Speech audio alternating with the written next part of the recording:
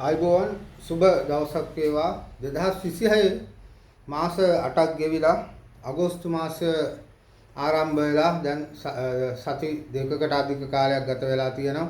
ඉතින් මේ කාල සීමාවේදී බොහෝ දෙනා කතා බහ කරන මාතෘකාවක් තමයි මේ වර්ෂයකට වරක් සූර්යයා සෞර ග්‍රහ මණ්ඩලයේ අධිපතිය රාශි චක්‍ර අධිපතිය රවි ග්‍රහයා තමන්ටම සෝෂේත්‍ර රාශිය බවට පත් වෙන සිංහ රාශිය වෙතට පැමිණීම ගැන හැමෝම අවධානය යොමු කරනවා. ඉතින් අද දවසේදී අපි බලාපොරොත්තු වෙන්නේ විශේෂයෙන්ම මේ සිංහ ලග්නයේ එහෙම නැත්නම් සිංහ ලග්නයේ වෙතට රවි ග්‍රහයාගේ මාර වීම පදනම් කරගෙන ඔබේ ලග්නවලට අනුව ඉදිරිය ගැන කතා කරන්න. ඉතින් විශේෂයෙන්ම මේ කාල සීමාව තුළ බොහෝ දෙනා කතා වෙන මේ වෙද්දී ඒ රාෂ්ටක තත්වයක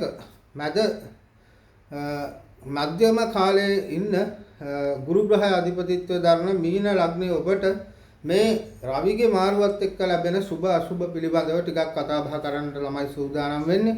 විශේෂයෙන්ම මේ කාල සීමාව තුළදී ගුරු ග්‍රහය ලග්නාධිපතිත්වය දරන ඔබේ ග්‍රහ පිහිටීම කතා කළොත් ගුරු සහ බුධ ඔබේ පස්වැන්න තුල තමයි ලග්නාධිපති ග්‍රහයා මේ වෙලාවේ තැන්පත් වෙලා ඉන්නේ.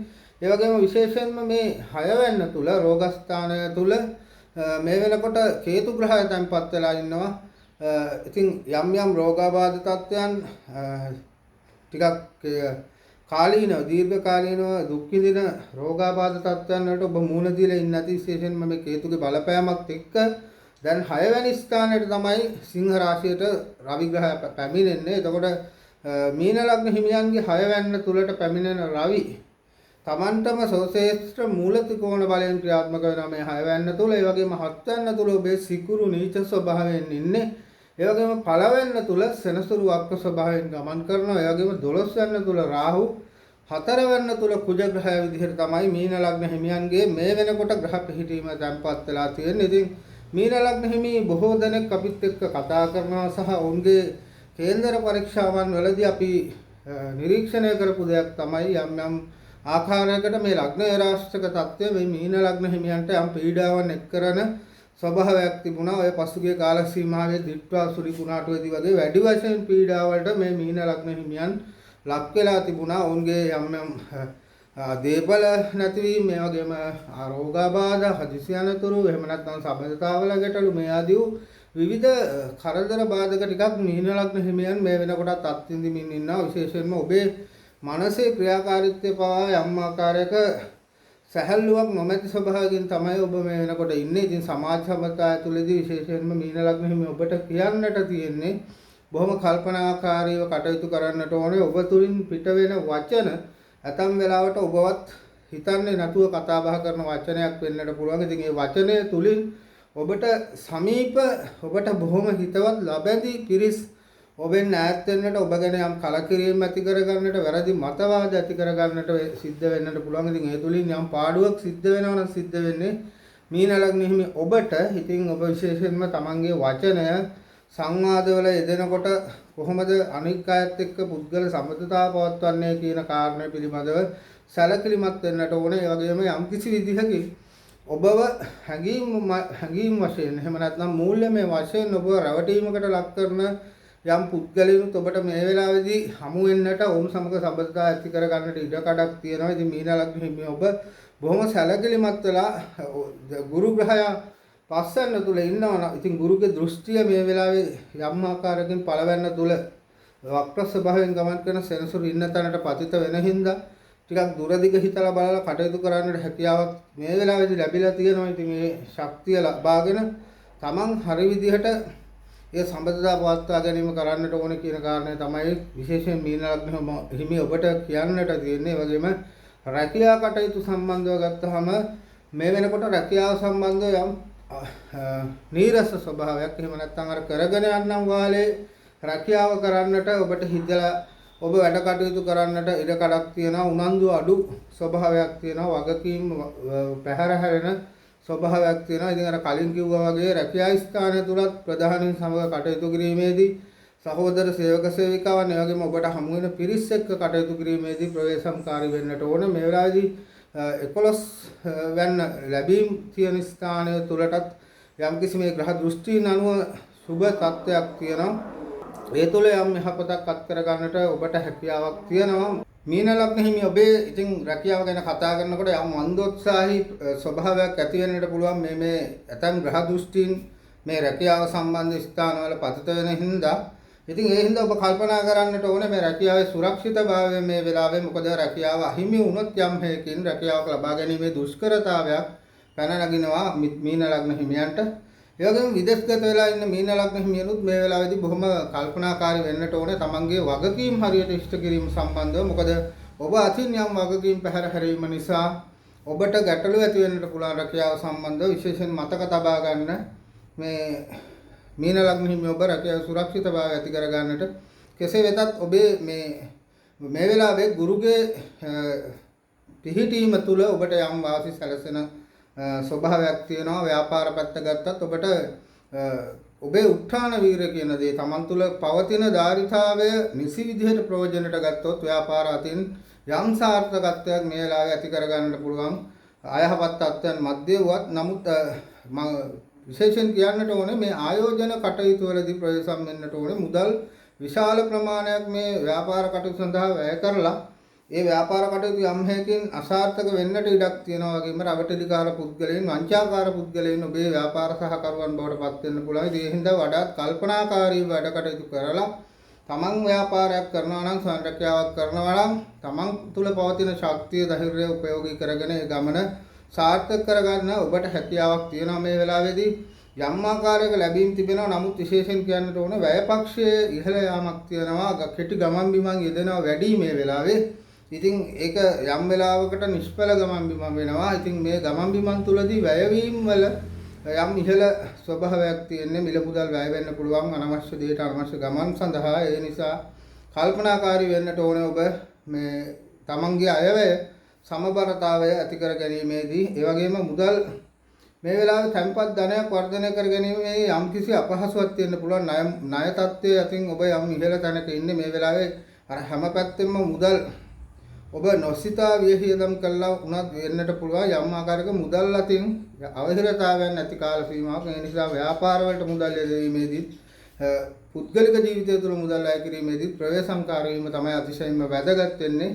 ඒවා විශේෂයෙන්ම සිහිපත් කරන ඔබට ඒ වගේම පවුල සම්බන්ධ කටයුතු ගැන බැලුවොත් මේ වෙලාවේදී මීන ලග්න හිමියන්ට යම්කිසි අශුභවාදී ස්වභාවයක් තියෙනවා. මොකද සිකුරු ලග්නය සිකුරු හත්යන්න තුල නීච ස්වභාවයකින් ඉන්න. ඒ වගේම පළමුවෙනි භාවය තුල ශනි වක්‍ර වෙලා ඉන්නේ. ඉතින් මෙන්න මේ තත්ත්වයන් දෙක තුල යම්කිසි ආකාරයක අශුභවාදී ස්වභාවයක් මතභේද මතගැටුම් මතවාද ආදී නිසා මේ පවුල තුල යම්කිසි ආකාරයක ගැටුම්කාරී ස්වභාවයක් නැති වෙන්නට අනේකා තුල ඇති වෙන අනවබෝධය නිසා ප්‍රශ්න ගැටලු නිර්මාණය වීමක් වෙලා යම්කිසි ආකාරයක දුරස් වීම සිද්ධ වෙන්නට පුළුවන්. අමුසැමියන් අතර ඒ වගේම දරුවන් සම්බන්ධනුත් මේ වෙලාවේ බොහොම සැලකිලිමත් වෙන්නට ඕනේ. ඉතින් ඔබ මේ වෙලාවේ තේරුම් ගන්නට ඕනේ ඔබේ ග්‍රහ තත්ත්වයේ අනුව යම් ආකාරයක ප්‍රශ්න ගැටලු සාකච්ඡා කිරීමේදී ඒ වගේම වචන භාවිතා කිරීමේදී සැලකිලිමත් වෙන්නට ඕනේ. හොඳ සවන් දීමක් කරන්නට ඕනේ. උන් අවබෝධ කරගෙන තේරුම් අරගෙන කටයුතු කිරීම තමයි වඩාත් යහපත් වෙන්නේ. ඒ වගේම විශේෂයෙන් කියන්නට ඕනේ මව සම්බන්ධව ටිකක් සැලකිලිමත් වෙන්නට වෙයි. ඇගේ සෞඛ්‍ය තත්ත්වය සම්බන්ධයෙන් බොහෝ වෙලාවට ගැටලුකාරී ස්වභාවයක් මතුවෙන්නට ඉඩ කඩක් තියෙනවා. මවගේ සෞඛ්‍ය තත්ත්වය පිළිබඳව ඒ වගේම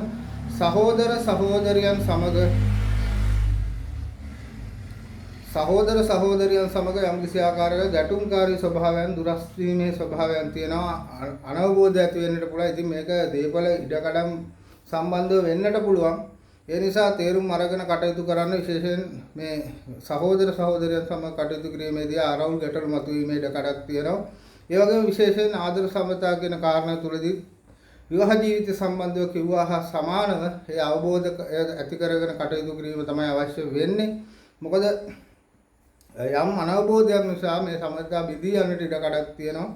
මේ වෙලාවේ විවාහ අපේක්ෂාවෙන් සිටින මීන ලග්න හිමියන් තරමක් සැලකිලිමත් වෙන්නට ඕනේ. ඔබට ලැබෙන මේ යෝජනා සම්බන්ධව වුණත් ටිකක් කල්පනා කරලා අවබෝධයෙන් හොයලා බලලා ඒවට පිළිතුරු දීම තමයි වඩාත් යහපත් වෙන්නේ. රැවටීම් වලට වාජනය වීමේ ඉඩකඩක් තියෙන නිසා ඒ සම්බන්ධව කල්පනාකාරී වීම අත්‍යවශ්‍යයි. ඒ වගේම විශේෂයෙන්ම මේ වෙලාවේ අධ්‍යාපනයට නම් මීන ලග්න හිමියන්ට ඉතාම සුබවාදී තත්ත්වයක් නිර්මාණය වෙලා තියෙනවා. විශේෂයෙන්ම බුධ ඒ වගේම ගුරුගේ ඒ පිහිටීම් අනුව ඔබට අධ්‍යාපන ජයග්‍රහණය නත් කර ගන්නට පුළුවන් හැකියාවක් තියෙනවා. යම් ආකාරයක අලසකාරී ස්වභාවයන් නැත්නම් විට මනස නිරවුල් නොවන තත්ත්වයන් තිබුණත් තමන්ගේ අධ්‍යාපන ජයග්‍රහණ විභාගාදියට සාර්ථක මුහුණ දීලා ඒ ගමන සාර්ථක කර ගන්නට පුළුවන්. ඉතින් අපිට කියන්නට තියෙන උනන්දුව කැපවීම උත්සාහය ඇති කරගෙන මේ අධ්‍යාපන ගමන සාර්ථක කර ගන්නට මීන ලග්න හිමි දරුවන් කල්පනාකාරී වෙන්නට ඕන. යම් බාධාවක් නැතිවීම තිබෙනවා මේ ඒ රාෂ්ට්‍රක තත්ත්වات එක්ක අර මං කිව්වා වගේ මුළු ගැන්වීම අලසකාරී ස්වභාවය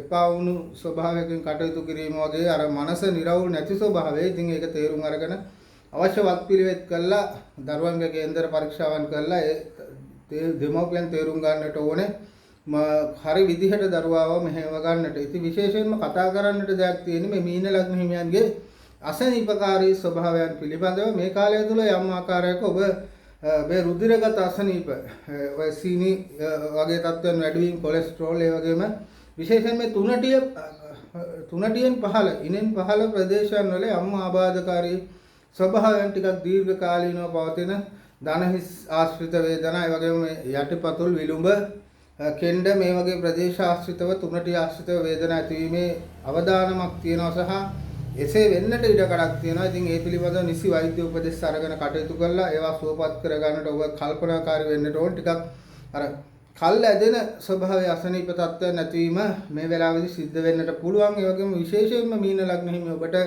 කියන්නට තියෙන්නේ හදිසි අනතුරු සම්බන්ධයෙන් ඇදවැටීම් සීරීම් තැලීම් සමහර වෙලාවට බොහෝ වෙලාවට මේ කෙටි කාලයක් හෝ එක්තැන් වෙලා මේ ප්‍රතිකාර ගන්නට පුළුවන් විදිහේ අනතුරු නිසා ගැටලු මතුවෙන්නට පුළුවන්. ඒ වගේම ගින්දරින් ජලයෙන් ප්‍රවේශම් වීම අනිවාර්යයෙන්ම කරන්නට ඕන දෙයක් මීන ලග්න හිමි ඔබ අනතුරුදායක රැකියාවක් කරනවා නම් අනතුරුදායක තැන්වල සංචාරය කරනවා නම් රිලපදවීම කරනවා නම් හරි අවබෝධයෙන් විනයක් සහිතව නිසි සිහිය එළඹ සිටින සිහිය පවත්වා ගැනීමෙන් කටයුතු කරන්නට ඕනේ. මොකද ඒ රාෂ්ට්‍රක තත්ත්වය තුළ මේ අවදානම තිබෙනවා. ඉතින් ඒ ගැන කල්පනාකාරී වෙන්න මීන ලග්න හිමි බොහෝ දෙනෙක් අපත් සමග කතා බහ කළා සහ උන්ගේ කේන්දර පරීක්ෂා කරවා ගැනීම තුළ හඳුනා ගන්නට ආකාරයට ඔවුන් මේ වෙනකොට පීඩාකාරී ස්වභාවයන් රසකට මුහුණ දීමින් ඉන්නවා සහ මුහුණ දීලා තියෙනවා. ඉතින් ඒ තුළ මනසින් වැටිලා පීඩාවටපත් වෙලා අර මනස සුවපත් භාවයෙන් තොර වෙලා තියෙනවා. ඉතින් ඒ සඳහා අවශ්‍ය නම් බෝධි පූජා පින්කම් සිද්ධ කරලා ඒ වගේම විෂ්ණු දෙවියන් උදෙසා බාරහාර වෙලා ආනාපාන සති භාවනාව මෛත්‍රී භාවනාව වගේ භාවනා ක්‍රමයක් වැඩිම සිද්ධ කරලා සමන්ගේ මානසික සෞඛ්‍ය තත්ත්වය යහපත් කරගෙන ඒ ඇතිවෙනා වූ ගැටලුකාරී ස්වභාවයන් කළමනාකරණය කර ගන්නට ඔබ හිතට ගන්නට ඕනේ. ඒ වගේම අසරණ දුගී මගේ යාචක ආදීන්ට දානමාන පිරිනමන්නට පුළුවන් නම් මේ වගේම කපුටන් සුනකයන් උදෙසා සෙනසුරාදා දිනවලදී කිරිපිඩු පූජාව දානයන් ලබා දෙන්නට හැකියාවක් තියෙනවා නම් ඔබට තවත් බොහොම යහපත උදා වේවි. ඉතින් අපි ඔබට කියන්නේ යම් කිසි පීඩාකාරී ස්වභාවයක ඉන්නවා නම් ඔබගේ පුද්ගලික කේන්ද්‍ර සටහනේ පවත්නා ග්‍රහ ස්වභාවයන් කුමක්ද කියන එක ඔබ තේරුම් ගන්නට ඕනේ. ඒ තුල ඔබ එය නිවැරදිව ජ්‍යොතිෂ වේදිකු ලබා හඳුනාගෙන ඒ සඳහා අවශ්‍ය වත්පිළිවෙත් කරලා ඔබේ ජීවිතය සාර්ථක කරගන්නට උත්සාහ කරන්න. අපි ඔබට සුබ ප්‍රාර්ථනා කරනවා මේ ඉදිරි කාලය තුල ඒ රාෂ්ට්‍රක තත්ත්වයේ මැදින්නුවත් මේ ග්‍රහයන්ගෙන් ලැබෙන සුබඵල වැඩි දියුණු කරගෙන ඉදිරි ජීවිතය වාසනාවන්ත කරගන්නට හැකියාවක් ලැබේවා. විශ්ව ශක්තිය ආශිර්වාදය ඔබ සැමට ලැබේවා කියලා. මාලා අනේ අපේ දුවගේ කේන්දරේ බලව ගන්න හොඳ තැනක් කියන්නකෝ. ඇයි රමණි හොඳම තැනනේ. ඉසිවර අසපුවා. 17 වසරක විශ්වාසය සමගින් ඔබේ සියලුම ජ්‍යොතිෂ අවශ්‍යතාවයන් ඉටු කර ගැනීමට පහත අංකයෙන් WhatsApp මගින් සම්බන්ධ වන්න.